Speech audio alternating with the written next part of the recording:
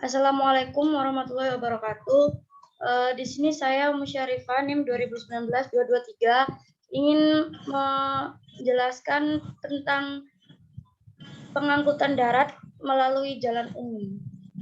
Dan di sini saya bersama teman saya Danang Dwijo Mukti NIM 2019-224.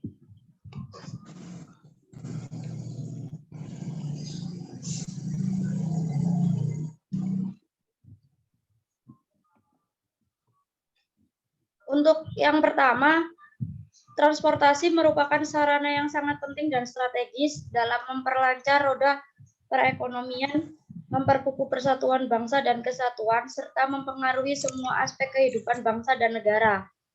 Mengingat penting dan strategisnya peranan lalu lintas dan angkutan jalan yang menguasai hajat hidup orang banyak, maka lalu lintas dan angkutan jalan dikuasai oleh negara yang pembinaannya dilakukan oleh pemerintah.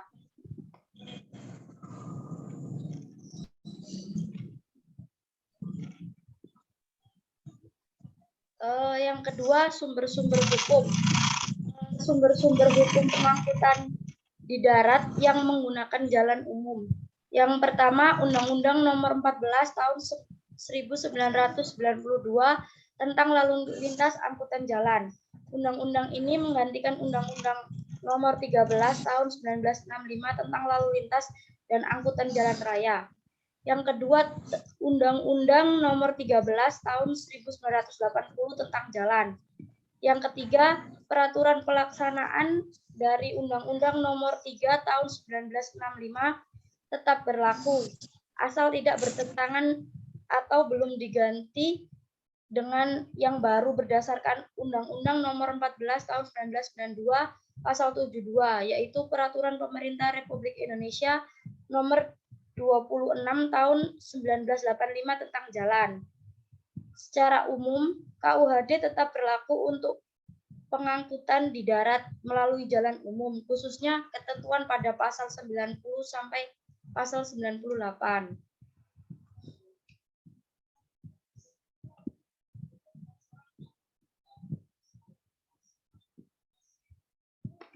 Selanjutnya, asas-asas dan tujuan pengangkutan melalui jalan umum. Dalam ketentuan pasal 2 disebutkan asas-asas, yaitu yang pertama asas manfaat. Asas manfaat itu lalu lintas dan angkutan jalan harus dapat memberikan manfaat bagi kemanusiaan, peningkatan kesejahteraan rakyat, dan pengembangan perikehidupan yang berkeseimbangan bagi warga negara. Yang kedua, asas usaha bersama dan kekeluargaan.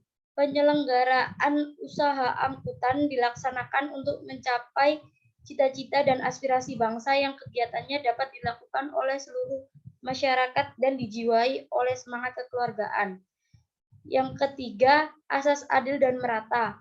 Penyelenggaraan lalu lintas dan angkutan jalan harus memberikan pelayanan yang adil dan merata kepada masyarakat dengan biaya yang terjangkau. Yang keempat, asas keseimbangan. Asas keseimbangan yaitu lalu lintas dan angkutan jalan harus diselenggarakan sedemikian rupa sehingga terdapat keseimbangan antara sarana dan prasarana, antara kepentingan pengguna dan penyedia jasa, antara kepentingan individu dan masyarakat, serta antara kepentingan nasional dan internasional.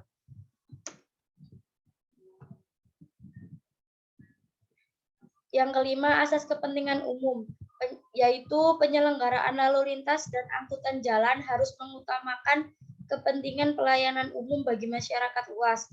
Yang keenam, asas keterpaduan. Lalu lintas dan angkutan jalan harus menjadi kesatuan yang bulat dan utuh, terpadu, saling menunjang, dan saling mengisi baik intra maupun moda transportasi.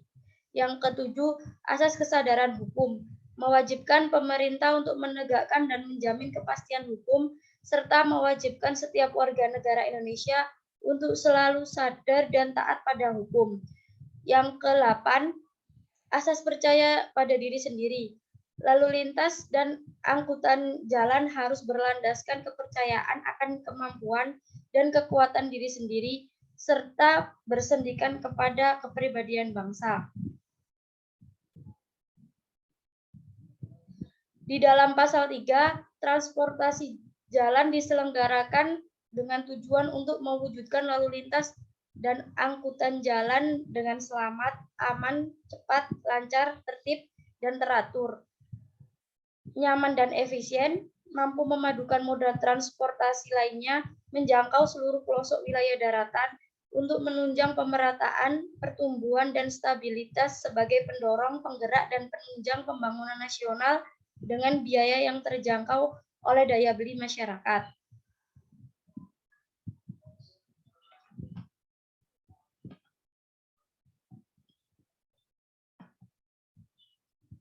Pembinaan dan penyelenggaraan pengangkutan melalui jalan umum. Dalam melakukan penyelenggaraan lalu lintas dan angkutan jalan dikuasai oleh negara dan pembinaannya dilakukan oleh pemerintah. Perwujudan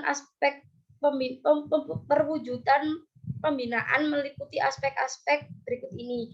Yang pertama, aspek pengaturan. Aspek pengaturan itu mencakup perencanaan, perumusan, dan penentuan kebijakan umum maupun teknis untuk mencapai tujuan yang dimaksud dalam pasal 3 yang berupa keselamatan, perizinan, dan penyelenggaraan lalu lintas dan angkutan jalan. Yang kedua, aspek pengendalian.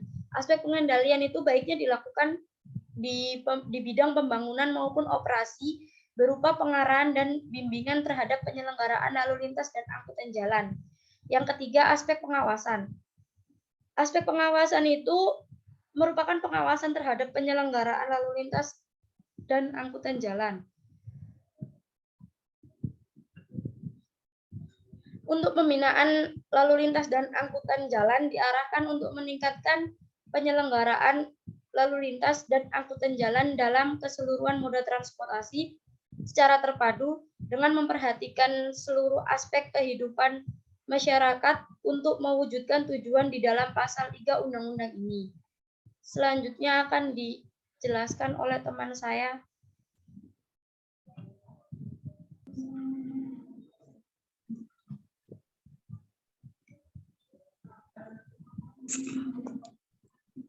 Alat angkut atau kendaraan bermotor. Setiap kendaraan bermotor yang digunakan sebagai alat pengangkutan harus memenuhi syarat teknis yang ditentukan di dalam Undang-Undang Pengangkutan. Yang pertama, layak jalan dan persyaratan teknis kendaraan bermotor pada pasal 12. Pengertian persyaratan teknis adalah persyaratan tentang susunan peralatan, perlengkapan, ukuran, bentuk, karoseri, pemuatan, rancangan teknis kendaraan sesuai dengan peruntukannya. Emisi gas buang, penggunaan, penggadengan, dan penempelan kendaraan bermotor. Pengertian layak jalan adalah persyaratan minimum kondisi suatu kendaraan yang harus dipenuhi agar terjaminnya keselamatan dan mencegah terjadinya pencemaran udara dan kebersihan lingkungan pada waktu dioperasikan di jalan. Yang kedua, pengujian kendaraan bermotor pada pasal 13. Pengujian sebagaimana dimaksud dalam pasal 13 ayat 1 meliputi uji tipe dan uji berkala. Pengujian tipe kendaraan bermotor dimaksud untuk melakukan pengujian terhadap tipe atau contoh produksi kendaraan bermotor untuk memenuhi persyaratan teknis dan layak jalan. Sebelum tipe kendaraan bermotor tersebut disetujui diimpor atau diproduksi dan dirakit secara massal, untuk menjamin agar kendaraan bermotor selalu dalam kondisi memenuhi persyaratan teknis dan layak jalan, maka diberikan uji berkala dalam satu periode tertentu. Kendaraan yang dinyatakan lulus uji sebagaimana dimaksud dalam ayat 2 diberikan tanda bukti.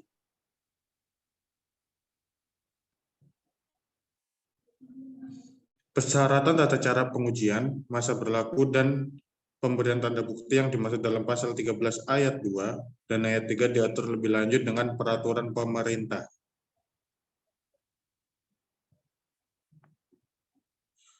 Yang ketiga, pendaftaran kendaraan bermotor pada pasal 14. Kewajiban pendaftaran kendaraan motor adalah untuk mengumpulkan data yang dapat digunakan untuk tertib administrasi pengendalian kendaraan yang dioperasikan di Indonesia, mempermudah penyidikan pelanggaran atau kejahatan yang menyangkut kendaraan yang bersangkutan, serta dalam rangka perencanaan, rekayasa, manajemen lalu lintas, dan angkutan jalan, dan memenuhi kebutuhan data lainnya dalam rangka perencanaan pembangunan nasional. Syarat-syarat dan tata cara pendaftaran, bentuk dan jenis tanda bukti pendaftaran sebagaimana dimaksud dalam pasal 14 ayat 1 dan ayat 2 diatur lebih lanjut dalam peraturan pemerintah.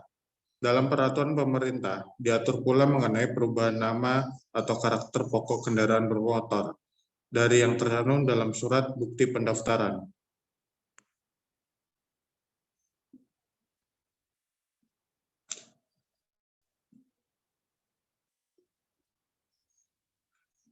Yang keempat, bengkel umum kendaraan bermotor pada pasal 15. Bengkel kendaraan bermotor berfungsi untuk membetulkan, memperbaiki, dan merawat kendaraan bermotor agar tetap memenuhi persyaratan teknis dan layak jalan. Yang kelima, pemeriksaan kendaraan bermotor di jalan pada pasal 16. Pemeriksaan kendaraan bermotor sebagaimana dimaksud dalam ayat 1. Yang pertama, pemeriksaan persyaratan teknis dan layak jalan. Yang kedua, pemeriksaan tanda bukti lulus uji surat tanda bukti pendaftaran atau surat tanda coba kendaraan bermotor dan surat izin mengemudi yang dimaksud dalam pasal 13, pasal 14, pasal 18, dan seterusnya yang diperlukan.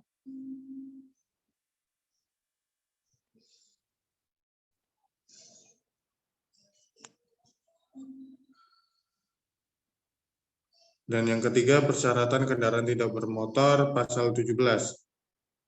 Kendaraan tidak bermotor adalah kendaraan yang digerakkan oleh tenaga orang atau hewan.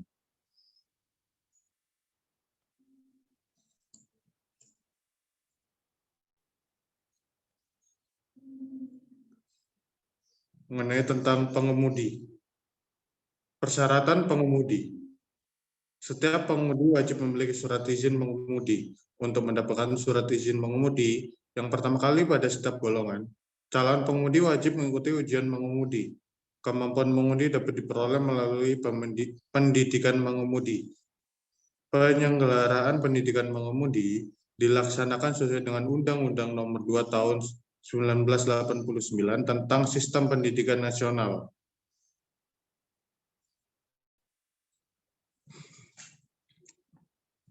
Pergantian pengemudi.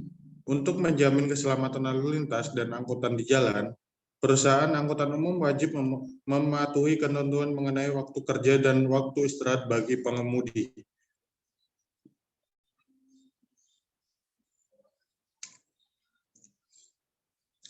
Kewajiban pengemudi. Pengemudi mempunyai kewajiban sebagaimana yang telah ditentukan pada dalam pasal 23, 24, 27, 31, dan pasal 50 UU LAJ.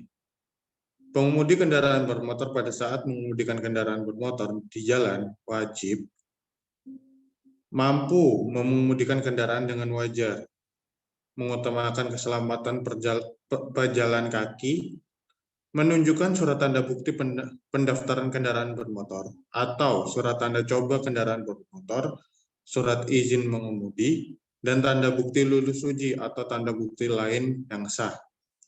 Mematuhi ketentuan tentang kelas jalan, rambu-rambu dan marka jalan, alat pemberi syarat lalu lintas, dan lain-lain.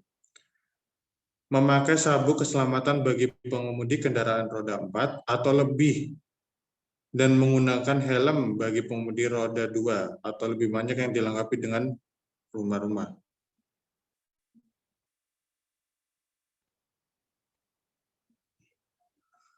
Untuk keselamatan, keamanan, ketertiban, dan kelancaran lalu lintas dan angkutan di jalan, setiap orang menggunakan jalan wajib pada pasal 24. Yang pertama, berperilaku tertib dan mencegah hal-hal yang dapat merintangi, membahayakan kebebasan atau keselamatan lalu lintas, atau yang dapat menimbulkan kerusakan jalan dan di bangunan jalan. Yang kedua, menempatkan kendaraan atau benda-benda lainnya di jalan sesuai dengan peruntuknya.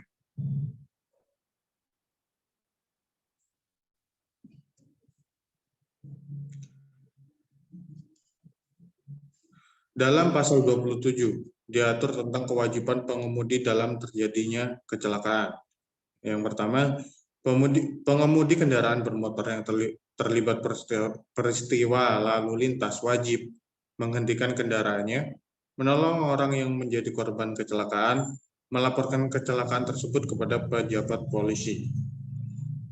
Apabila pengemudi kendaraan bermotor sebagaimana dimaksud dalam ayat 1, oleh karena kendaraan memaksa tidak dapat melaksanakan ketentuan sebagaimana dimaksud dalam ayat 1, huruf A dan B, kepadanya tetap diwajibkan segera melaporkan diri ke polisi terdekat. Apabila korban meninggal dunia, atau pengemudinya atau pemilik pengusaha angkutan umum wajib memberi bantuan kepada ahli waris dari korban berupa biaya pengobatan atau dana biaya pemakaman. Apabila terjadi cedera terhadap badan atau kesehatan korban, bantuan yang diberikan kepada korban berupa biaya pengobatan seperti pada pasal 31.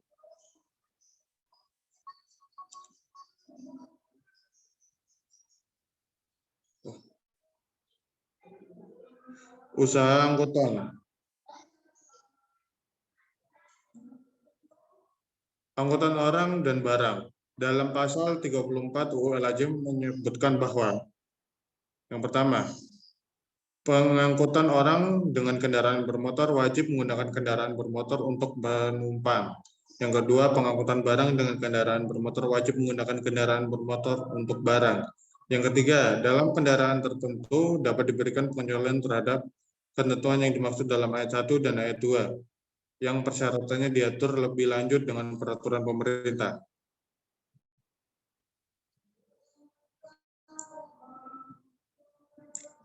Pasal 35. Kegiatan pengangkutan orang dan barang dengan mengungut pembayaran hanya dilakukan dengan kendaraan umum. Angkutan orang dan kendaraan umum diatur dalam pasal 36 sampai 38 UU ALJ nomor 14 tahun 1992. Pasal 36 menyebutkan bahwa pelayanan angkutan orang dengan kendaraan umum terdiri dari angkutan antar kota yang merupakan pemindahan orang dari suatu kota ke kota lain, angkutan kota yang merupakan pemindahan orang dalam wilayah kota, angkutan pedesaan yang merupakan pemindahan orang dalam atau wilayah pedesaan, angkutan lalu lintas batas negara yang merupakan angkutan yang melebihi lintas batas negara lain.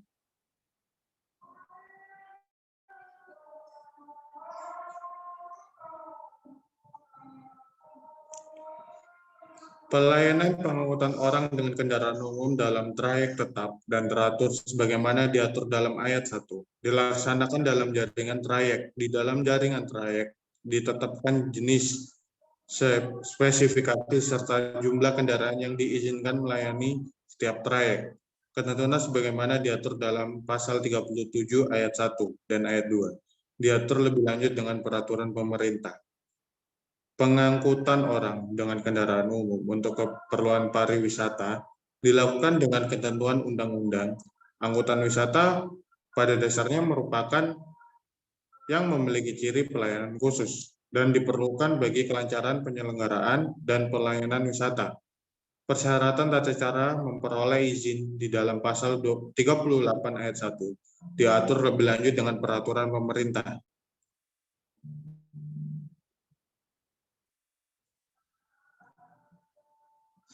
Angkutan barang dan kendaraan umum diatur dalam pasal 39 sampai 40 UU ALJ nomor 14 tahun 1992.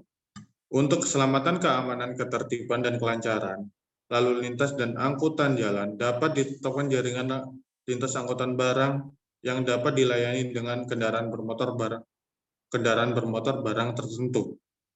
Tentang pengusahaan. Dalam pasal 41 UU LHJ mengatur tentang pengusahaan angkutan. Yang pertama, usaha angkutan orang dan barang dengan kendaraan umum dapat dilakukan oleh Badan Hukum Indonesia atau koperasi. Yang kedua, usaha angkutan orang atau barang dengan kendaraan umum sebagaimana dimaksud dalam ayat 1 dilakukan berdasarkan izin. Jenis persyaratan dan tata cara untuk memperoleh izin sebagaimana dimaksud dalam ayat 2 diatur lebih lanjut dengan peraturan pemerintah.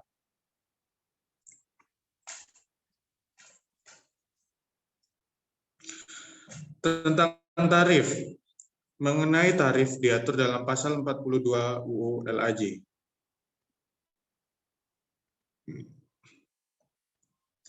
Struktur dan golongan tarif angkutan dengan kendaraan umum ditetapkan oleh pemerintah dengan mengeluarkan keputusan-keputusan menteri.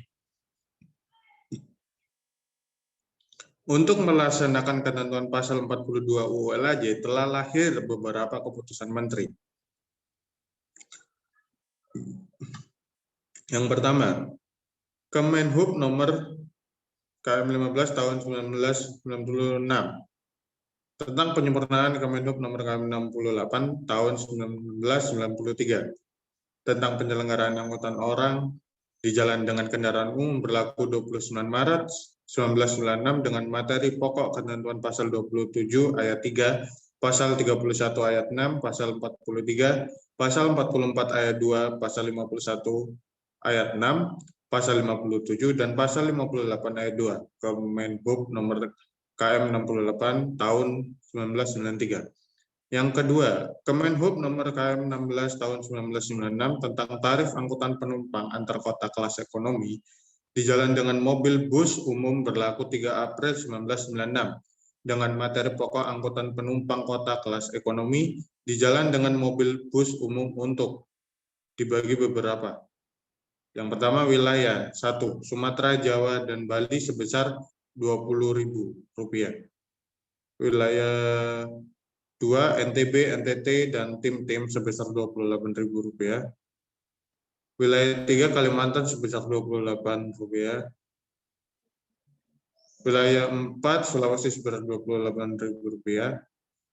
Wilayah 5, Maluku, dan wilayah 6, Irian Jaya sebesar Rp32. Kemenhub nomor KM 33 tahun 1999, tanggal 4 Mei tahun 1999, tentang tarif angkutan penumpang antar kota kelas ekonomi di jalan dengan mobil bus umum. Kemenhub nomor KM 37 tahun 1998, tanggal 19 Mei 1998 tentang penyempurnaan lampiran keputusan Menteri Perhubungan nomor KM 33 tahun 1998 tentang tarif angkutan penumpang antar kota kelas ekonomi di jalan dengan mobil bus umum.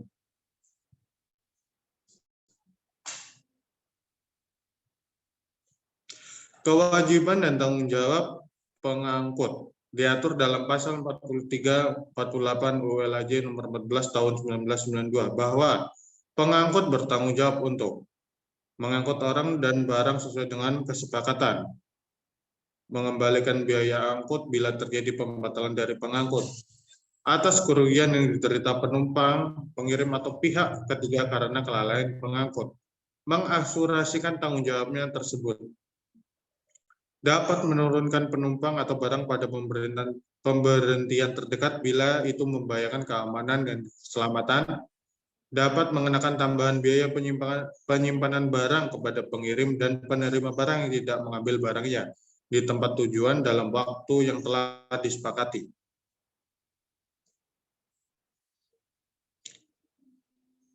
Tentang asuransi.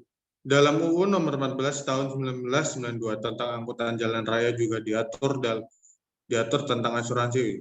Pada prinsipnya ada 4 hal yang wajib untuk diasuransikan oleh pengangkut. Asuransi terhadap kendaraan.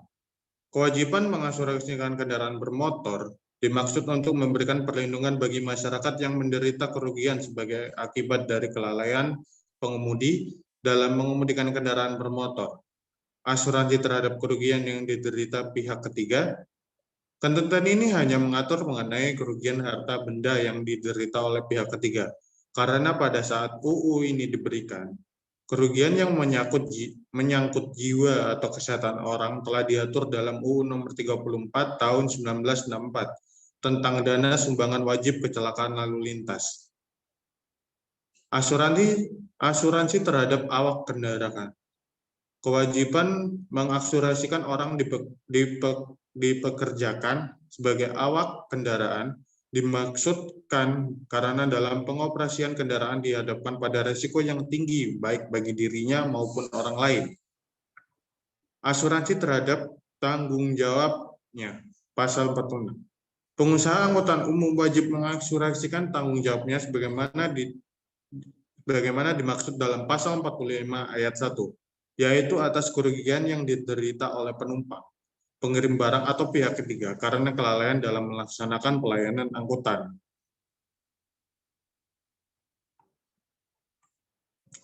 Angkutan bagi penderita cacat. Di dalam pasal 49, bagi penderita cacat tubuh berhak memperoleh pelayanan berupa perlakuan khusus dalam bidang lalu lintas dan angkutan jalan. Perlakuan khusus tersebut berupa penyediaan sarana prasarana bagi penderita cacat, persyaratan khusus untuk memperoleh surat izin mengemudi, pengoperasian kendaraan khusus oleh penderita cacat. Ketentuan pidananya. Dalam UU nomor 14 tahun 1992 tentang angkutan jalan raya, diatur mengenai sanksi pidana yang ada di dalam bab 13 pasal 54 sampai 70. Sanksi tersebut diberikan apabila pengangkutan atau pengemudi tidak melaksanakan kewajiban atau tanggung jawab yang telah ditentukan oleh undang-undang. Sanksi pidana tersebut besarnya bervariasi dengan ancaman penjara maksimal 12 bulan atau denda maksimal sebesar 12 juta rupiah.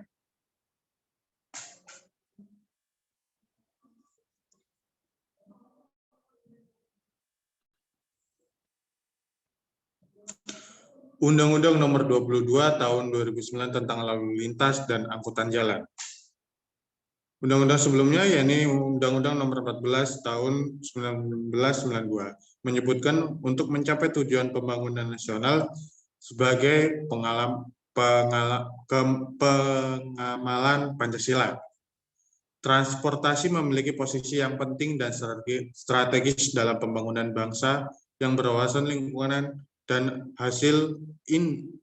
hal ini harus tercermin pada kebutuhan mobilitas seluruh sektor dan wilayah.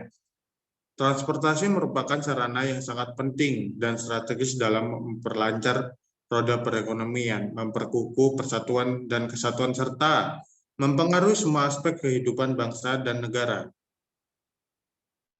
Berbeda dengan Undang-Undang Nomor 22 Tahun 2009, UU ini melihat bahwa lalu lintas dan angkutan jalan mempunyai peran strategis dalam mendukung pembangunan dan integrasi nasional sebagai bagian dari upaya memajukan kesejahteraan.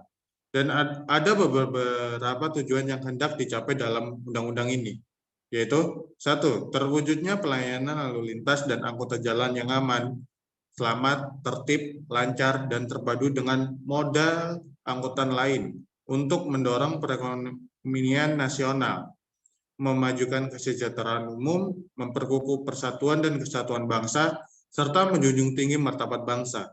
2. Terwujudnya etika berlalu lintas dan budaya bangsa. Dan ketiga, terwujudnya penegakan hukum dan kepastian hukum bagi masyarakat.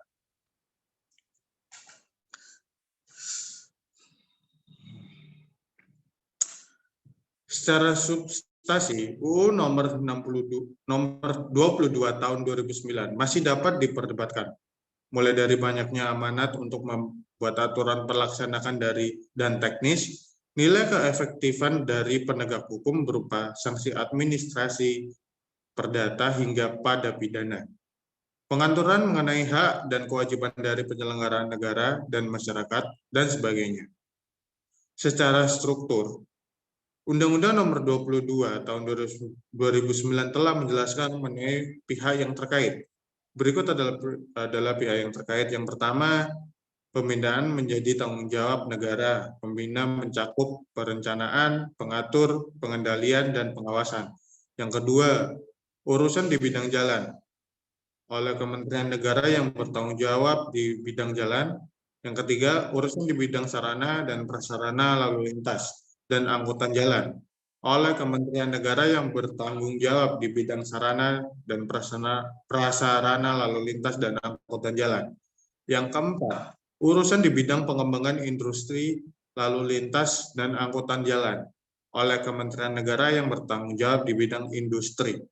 Yang kelima, urusan di bidang pengembangan teknologi lalu lintas dan angkutan jalan oleh kementerian negara yang bertanggung jawab di bidang pengembangan teknologi. 6. Urusan pemerintah di bidang registrasi dan identifikasi kendaraan bermotor dan pengemudi, penegakan hukum, operasional, manajemen, dan rekayasa lalu lintas, serta pendidikan berlalu lintas oleh Kepolisian Negara Republik Indonesia. Dan yang terakhir, mengkoordinasi penyelenggaraan lalu lintas dan angkutan jalan dilakukan oleh Forum Lalu Lintas dan Angkutan Jalan.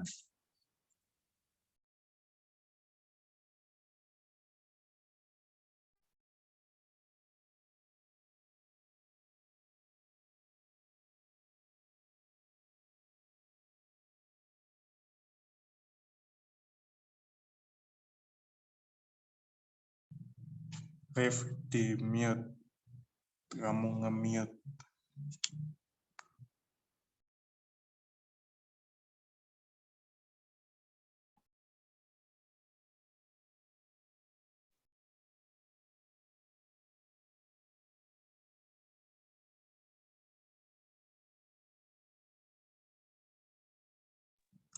Ya, sekian dari kelompok kami. Bila ada salah kata atau bagaimana, kami mohon maaf. Wassalamualaikum warahmatullahi wabarakatuh.